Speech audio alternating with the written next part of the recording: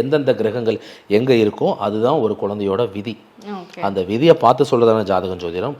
அப்போது இந்த விதிங்கிற அமைப்புக்கு முக்கியமான காரணம் என்னென்னா 9 கோள் அப்படிங்கிறது. 9 கோளும் நம்ம வாழ்க்கையில் இருக்கக்கூடிய 9 உறவுகளை குறிக்கும்.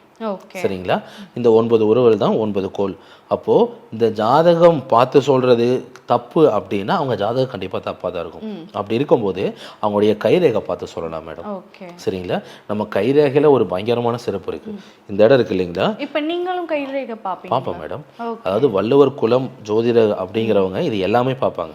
ஜாதகம் பார்ப்போம், கைரேகை பார்ப்போம், பரிகாரம் பண்ணுவோம், கோயில் சம்பந்தமான பூஜை பண்ணுவோம், சாப நிவர்த்தி பண்ணி கொடுப்போம், இது எதனா வாஸ்து பார்ப்போம்.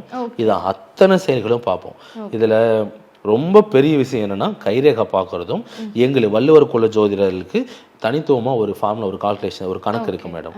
அது கொங்கணவர் சித்தரோட ஆதிக்கத்தை சார்ந்தது. அந்த குறிப்பை சார்ந்த நாங்கள் ஜாதகமே பார்ப்போம். சொல்லப்போனால் ஜாதக கட்டம் இல்லாமலே 100% நம்மளால் சொல்லி முடிச்சிட முடியும். ஒருத்தரை பார்த்தாலே சொல்ல முடியும். அது என்னென்னா நம்ம ஃபேஸ் ரீடிங் அப்படின்னு சொல்லுவோம் இல்லைங்களா, அது நியூமராலஜி அதுவும் பார்ப்போம்.